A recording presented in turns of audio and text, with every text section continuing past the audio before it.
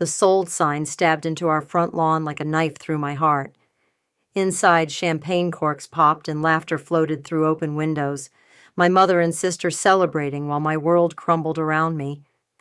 I'm Phoebe, and this is the story of how I lost everything trying to save my family, then got it all back by destroying them.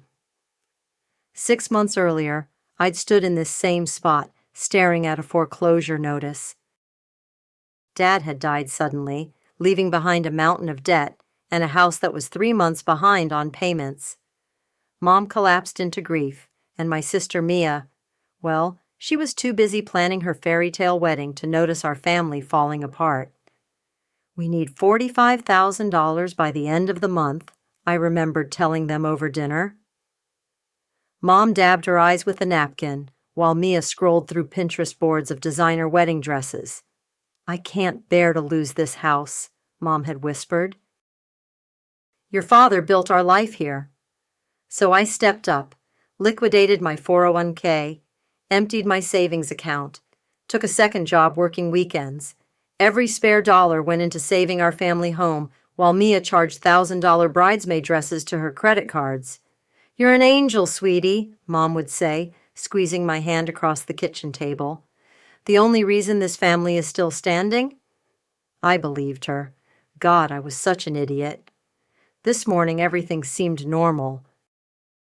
I'd left for work at 7 a.m., just like always. Mom hugged me goodbye, told me she loved me. "You're such a good daughter," she'd said. Now I stood frozen on the sidewalk, staring at that white, sold sign swaying in the breeze. Through the window, I could see Mia twirling in our living room, champagne flute in hand. My phone buzzed, a text from Hadley. "Hey, you okay? You've been quiet all day." I couldn't answer, couldn't move. The sound of heels clicking on hardwood approached the front door. "Phoebe!" Mia squealed, flinging it open. Her diamond engagement ring caught the afternoon sun. "Oh my God, you're home early. Come in, come in. We have the most amazing news." My legs carried me inside automatically. Mom stood by the fireplace, beaming, another champagne flute in her manicured hands. The coffee table was covered in real estate documents. "We did it, honey," Mom exclaimed. "Mr. Stout made us an incredible cash offer. No more mortgage stress, no more scraping by." "Isn't it wonderful?" The room started spinning. "You sold the house?" "For way above market value." Mia bounced on her toes. "Now I can have the destination wedding I always dreamed of, and Mom and I found this gorgeous luxury condo downtown. You should see the amenities." "But my money?" My voice came out barely above a whisper. "I put everything I had into saving this place." Mom waved her hand dismissively. "And we're so grateful, sweetie."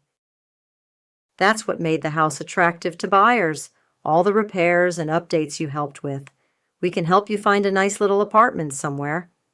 Or you can rent your old room from the new owners until you get settled, Val," Mia added, as if she was being generous. "They're not moving in right away." I stood there, watching them celebrate, destroying everything I'd sacrificed to save. 6 months of working myself to exhaustion, my entire life savings, gone. They'd used me to increase the house's value, then sold it out from under me without a second thought. "Toast with us!" Mom thrust a champagne flute into my trembling hands. "To new beginnings!" I let the glass slip through my fingers. It shattered on the hardwood floor, sending champagne and crystal shards everywhere. Mia jumped back with an annoyed squeak. "Phoebe," Mom scolded, "what's gotten into you?" I turned and walked out, their voices calling after me. My phone was already in my hand, scrolling to a number I never thought I'd need to use. "Brian Morgan's office," a crisp voice answered.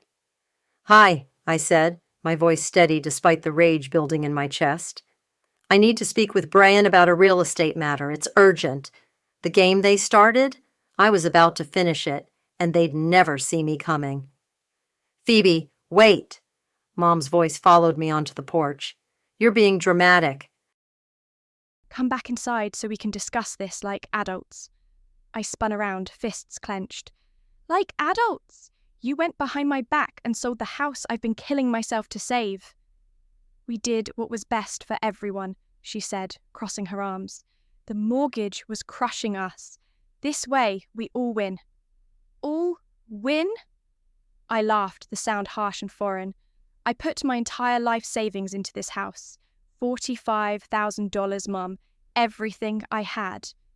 Mia appeared in the doorway, rolling her eyes. It's not like we didn't appreciate that. But seriously, what were we supposed to do? Live in debt forever just because you're weirdly attached to this place? Weirdly attached? My voice cracked. Dad built this house. He died here. And you're throwing it away for what? A beach wedding in Cabo? Don't bring Dad into this, Mia snapped. He would have wanted me to have my dream wedding. Your dream wedding that I apparently paid for. Mom stepped between us, always the peacemaker when it suited her. Sweetheart, we'll help you get settled somewhere else. The money from the sale will... How much? I interrupted. How much did you sell it for? They exchanged glances. Mom cleared her throat. Mr. Stout offered $700,000, cash. The numbers hit me like a physical blow. They'd sold for nearly twice what we owed on the mortgage. And let me guess, that money's already spent? Well, Mia twirled her engagement ring. Mark found this amazing wedding planner who specializes in luxury destinations, and the condo required a significant deposit. Of course it did. I pulled out my phone, fingers shaking as I typed a text to Hadley. Need your couch tonight. We'll explain later. Don't be ridiculous, Mom said. This is still your home until the sale closes. We have 30 days. My home? I looked up from my phone. You mean the home you sold without telling me? The home I drained my savings to save while Mia was shopping for $1,000 table settings? You're just jealous, Mia burst out. You've always been jealous that Mark and I have a real future planned, while you waste your life working at that depressing nonprofit. A real future? I stepped closer, watching her shrink back. Your fiancé's startup has failed twice, and he drives a leased BMW he can barely afford. But sure, tell me more about your real future. That's enough, Mom grabbed my arm. I won't have you speaking to your sister that way.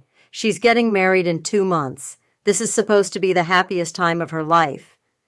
I jerked away from her grip. And what about my life, Mom? When have you ever cared about that?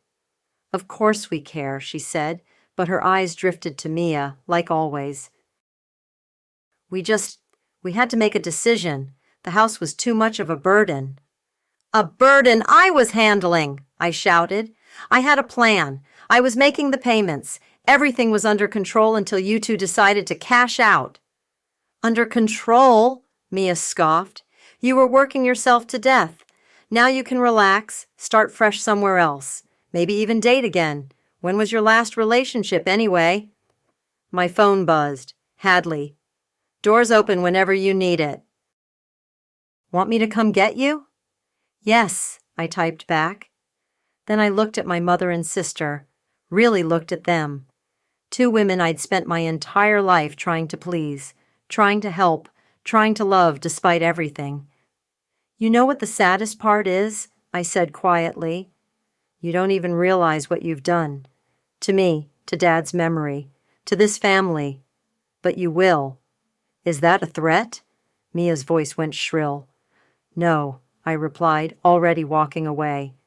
It's a promise. Phoebe, Mom called after me. Don't leave like this. We can work something out. I didn't turn around. My car was still running when Brian's office called back. Ms. Morgan can see you first thing tomorrow morning, the receptionist said.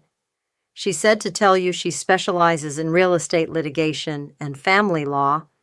Perfect, I said, watching Mom and Mia through my rearview mirror as they stood on the porch, probably already planning how to spin this to their country club friends. Tell her I'll bring cash. So let me get this straight, Brian said, leaning back in her leather chair. You want to buy back your family home through a shell company before the current sale closes? I nodded, clutching my coffee cup. After a sleepless night on Hadley's couch, I'd walked into the law office at 8 a.m. sharp, armed with bank statements and determination. It's possible, Brian tapped her pen against her desk, but expensive and messy. Why not just sue them for your investment in the property? Because I don't want money, I said. I want the house. She studied me for a moment. Tell me about the house. I closed my eyes, remembering. Dad built it himself. Every weekend for 2 years, he'd be out there with his tools. I was 12 when we moved in. He let me help paint my room, lilac, with silver stars on the ceiling. Sentimental value, Brian noted. But $45,000 is a lot to throw away on sentiment. It's not just sentiment. I pulled out my phone, showing her photos. See these renovations? New roof, updated kitchen, restored hardwood floors. I did all of that. Every improvement increased the property value. They used my investment to flip the house for profit. Brian's eyes narrowed. And they didn't consult you about the sale? They didn't even tell me they were listing it. She began typing on her computer. The buyer, Tyrone Stout. I know him. Real estate investor, flips properties quick for profit. No emotional attachment to anything except his bottom line. Can you reach out to him? I can make some calls. She looked up at me. But Phoebe, you need to understand something.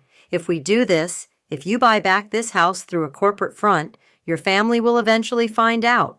Are you prepared for those consequences?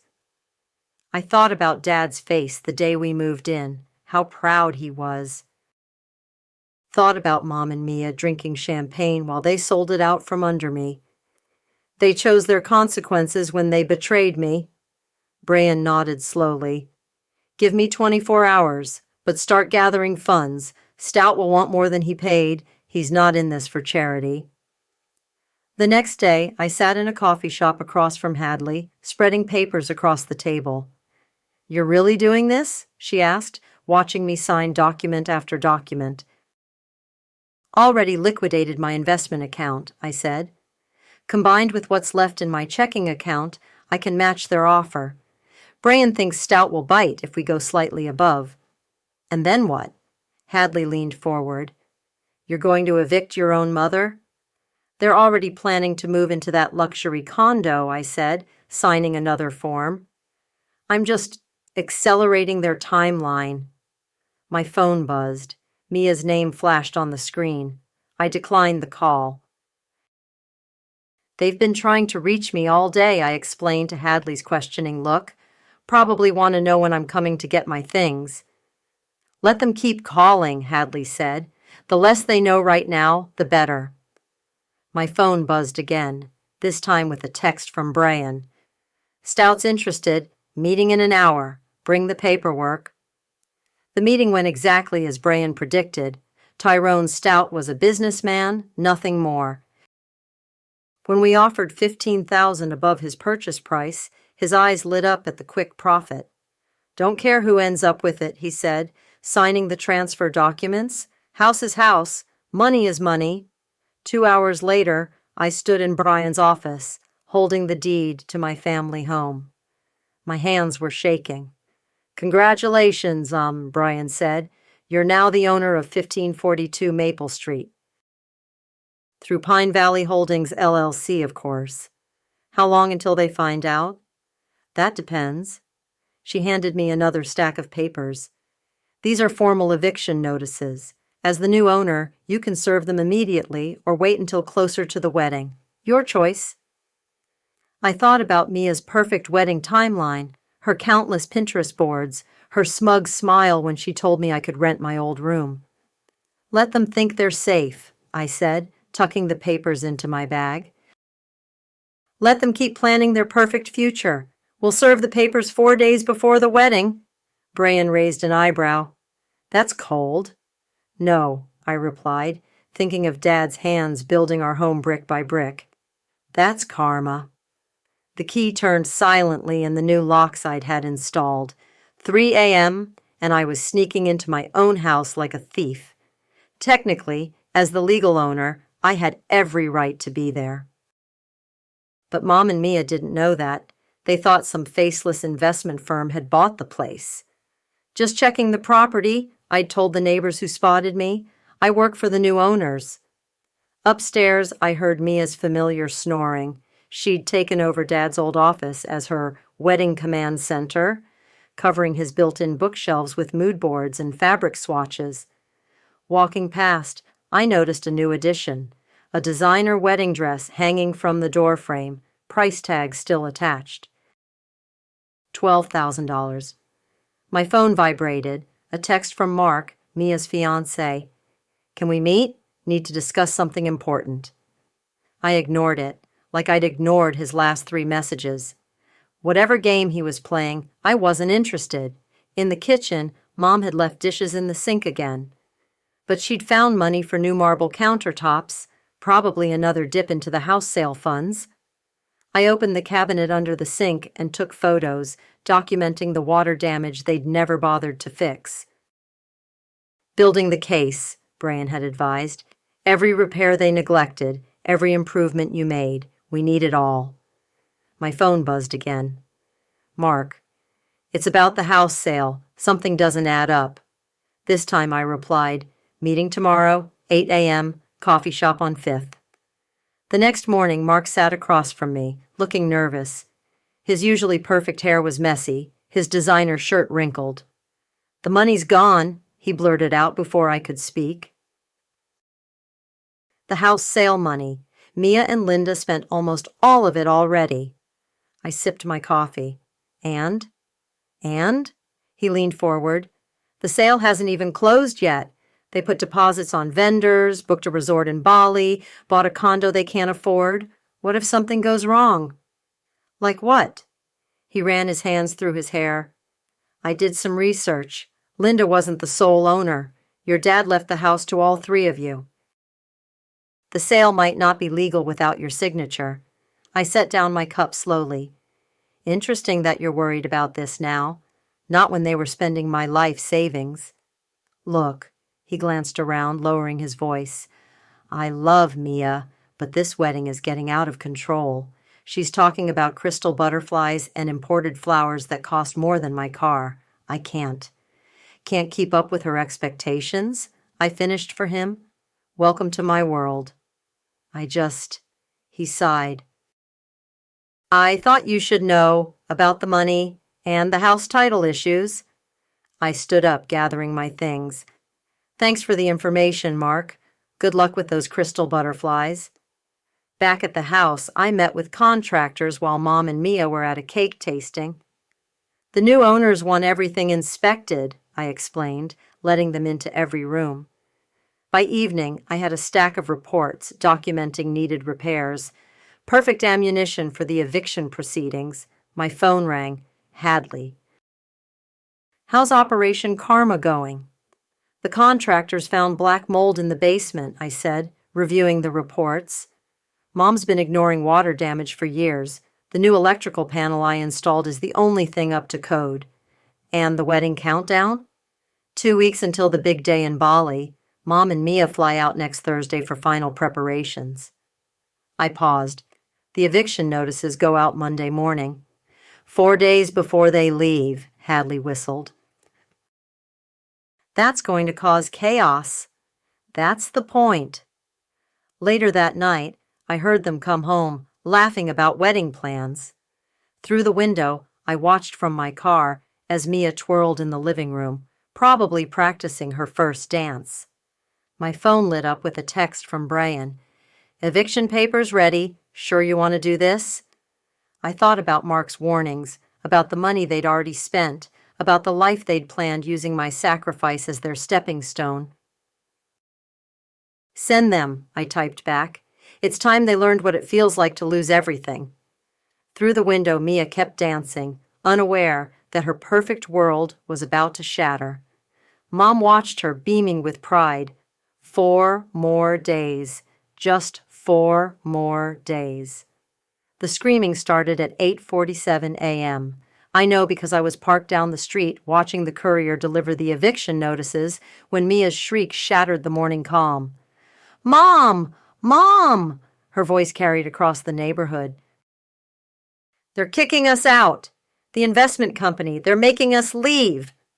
My phone exploded with notifications.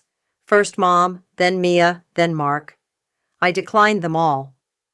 4 days? Mia's voice rose even higher. "We're supposed to be in Bali in 4 days." I switched my phone to video mode, documenting everything as Hadley had suggested.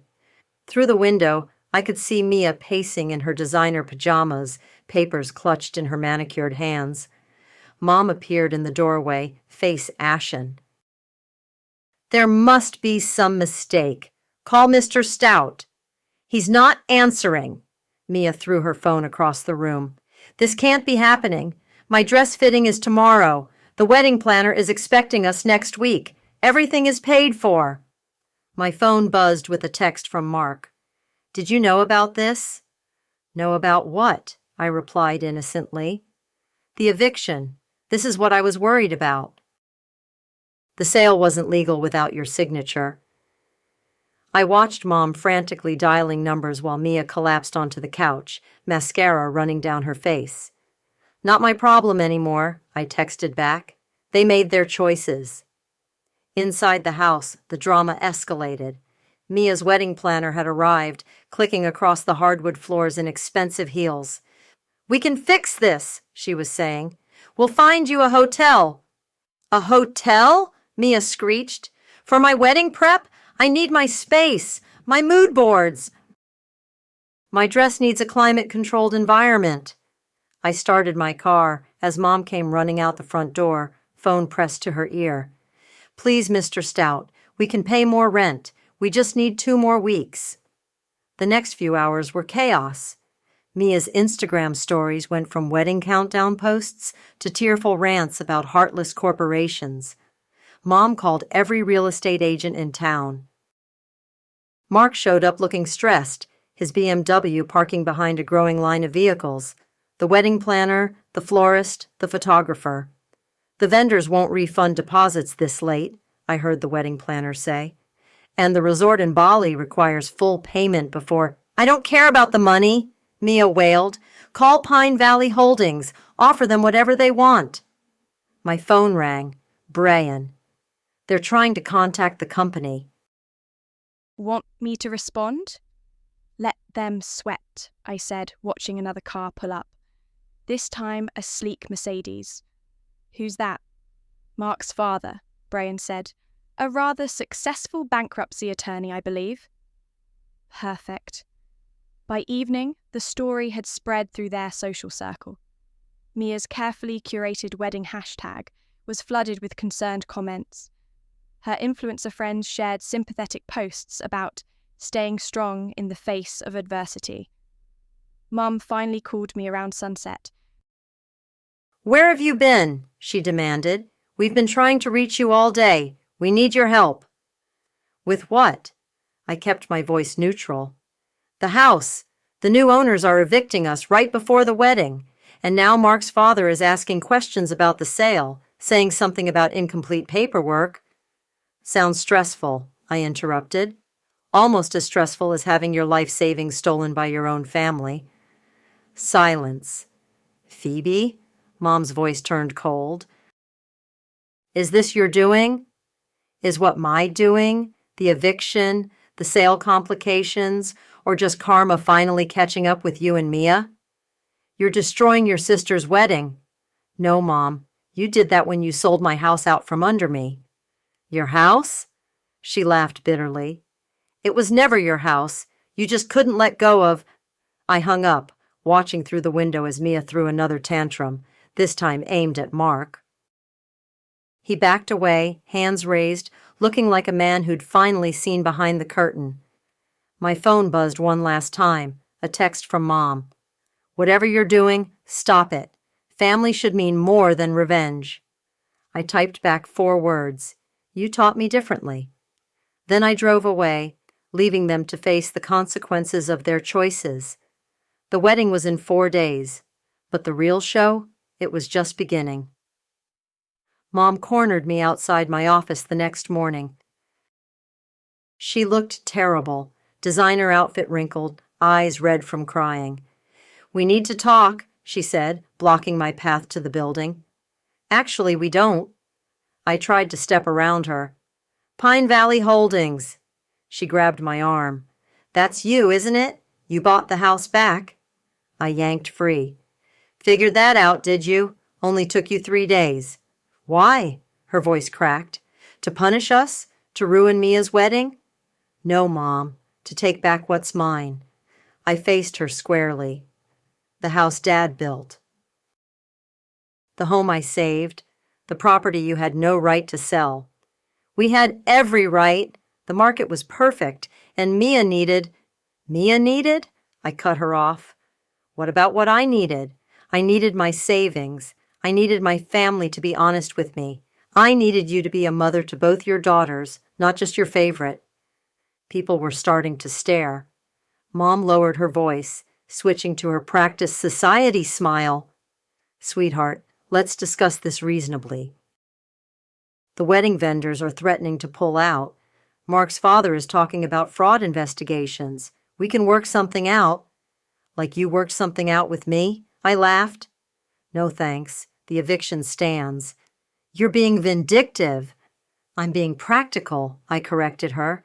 "The house needs major repairs. Repairs you ignored while spending my money on Mia's wedding. The contractors start tomorrow." Her face went pale. "Tomorrow?" "But Mia's dress fitting is no longer my problem." I checked my watch. "Now, if you'll excuse me, I have a meeting." "This isn't over," she called after me. Actually, it is. But it wasn't. By lunch, Mia's social media meltdown had gone viral.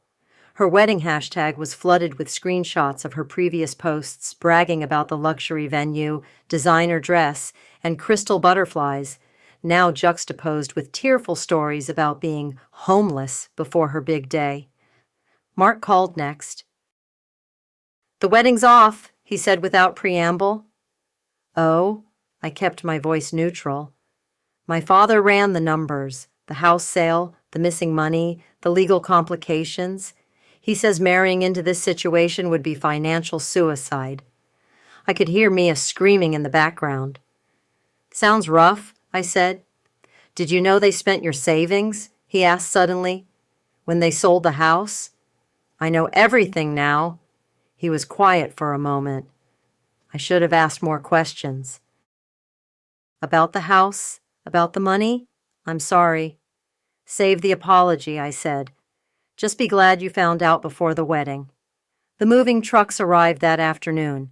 I watched from across the street as Mom and Mia supervised the loading of boxes, wedding supplies, and that $12,000 dress.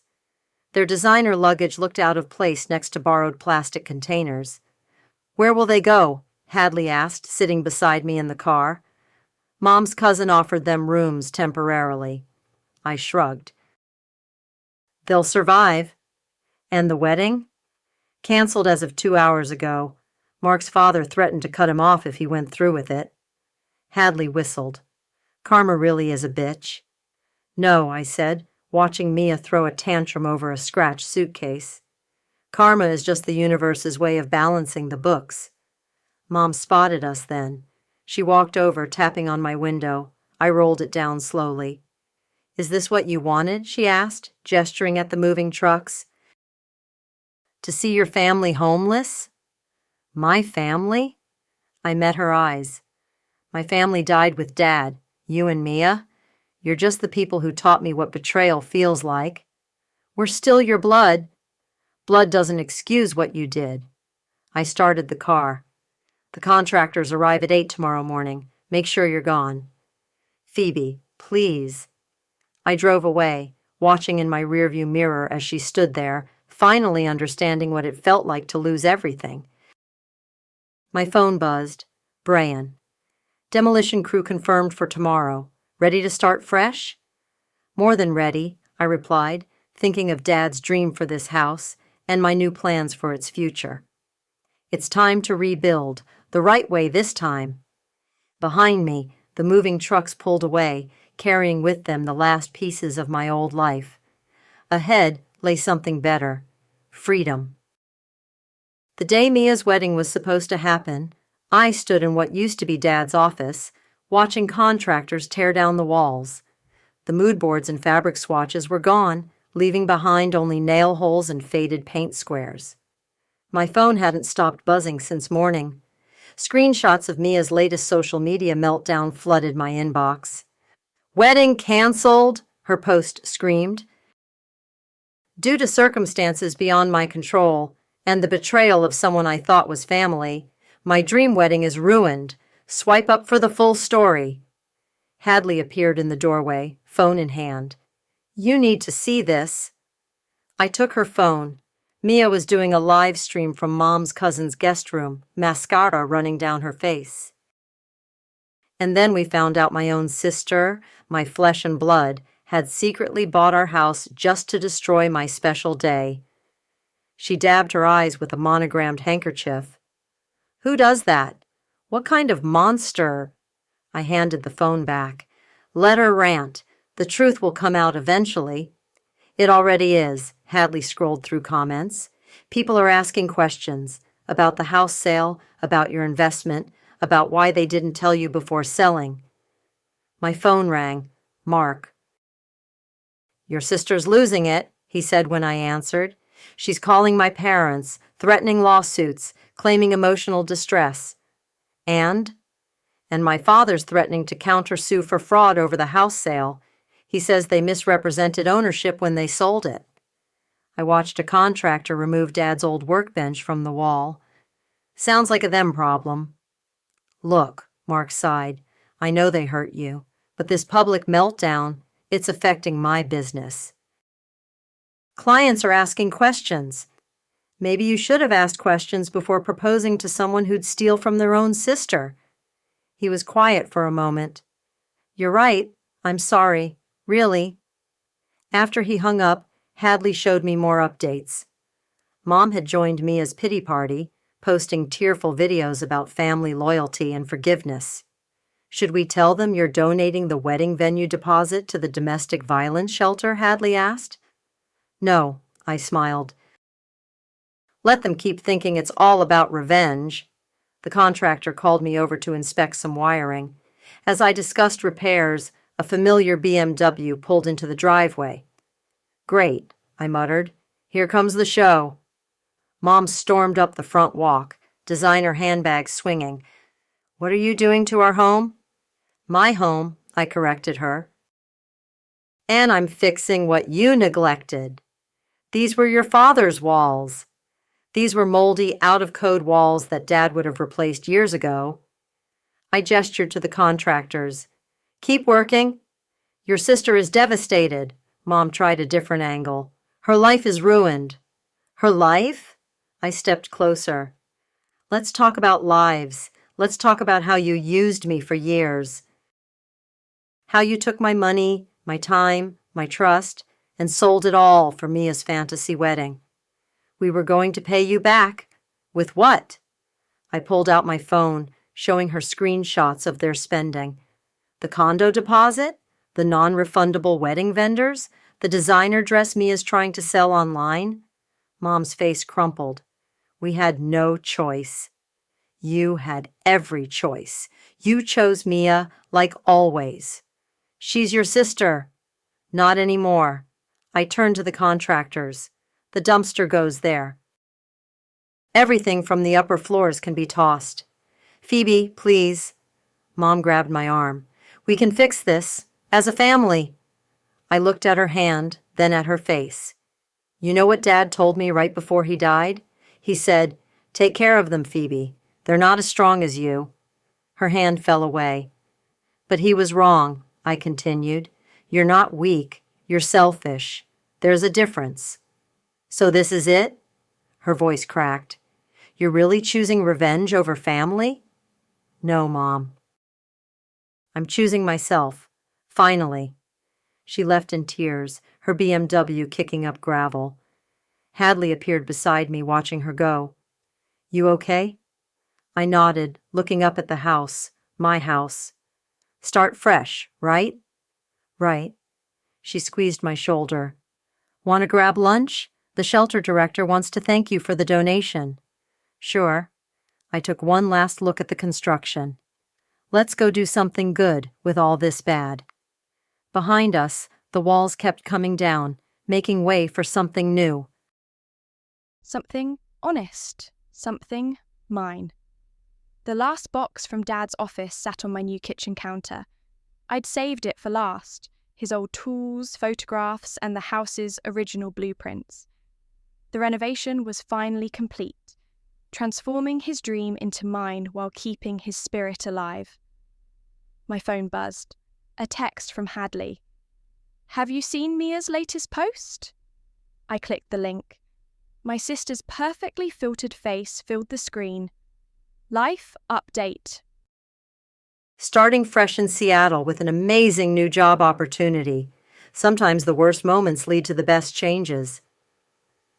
Blessed Al-Nir new chapter. Translation, I texted back. Mom's cousin kicked them out, and Mia's ex-wedding planner offered her an assistant position. At least she's moving forward, Hadley replied. Unlike your mom. She wasn't wrong. Mom had been leaving voicemails daily, alternating between guilt trips and desperate attempts at reconciliation. I hadn't answered any of them. The doorbell rang, the new one I'd installed, not Dad's old chime. Through the security camera, I saw Mom standing on my porch, clutching her purse like a shield. I opened the door but blocked the entrance. What do you want? I sold my engagement ring, she blurted out. And some other jewelry. I have a check for you. It's not everything, but it's a start. I looked at the envelope she thrust forward. Keep it. Please, Phoebe. I'm trying to make things right. Right would have been asking me before selling the house. Right would have been respecting Dad's memory. Right would have been loving both your daughters equally. She flinched. I know. I've been seeing a therapist. She's helping me understand my patterns. Good for you. Can I... She peered past me into the house. Can I see what you've done with it? I considered closing the door. But something in her face, something broken and real, made me step aside. She walked through slowly, taking in the changes. The modern kitchen where her outdated one had been.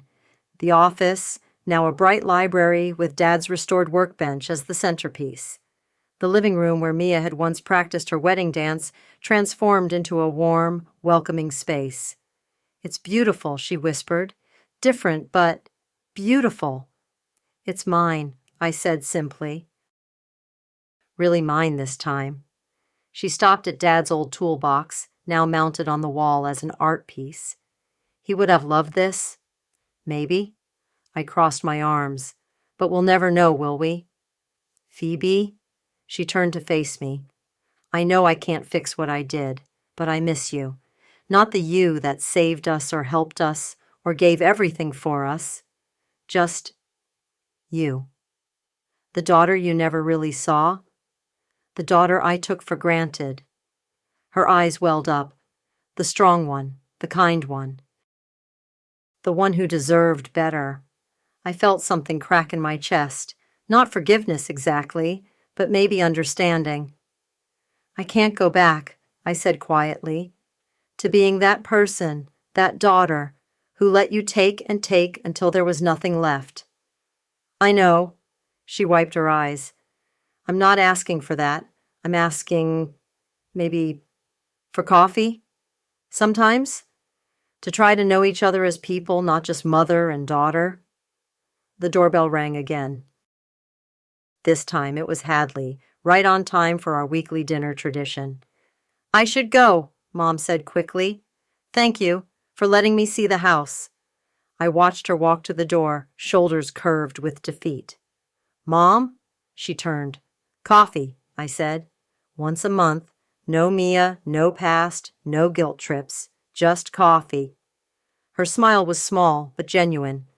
I'd like that. After she left, Hadley helped me unpack Dad's box. At the bottom We found a letter I'd never seen before, dated just weeks before his death. To my Phoebe, it read, "Remember, a house is just walls and windows until you make it yours. Love built this place. Whatever happens, keep building with love." I pinned the letter next to his toolbox, right where everyone could see it. "You okay?" Hadley asked softly. I looked around at my home. Not Dad's dream anymore, not Mom's showpiece, not Mia's backdrop. Mine. Built with love, rebuilt with strength. "Yeah," I said, and for the first time in months, I meant it. "I'm exactly where I need to be." The doorbell rang again. This time I was ready to answer it, on my terms, in my house, standing on my own foundation. Finally, home.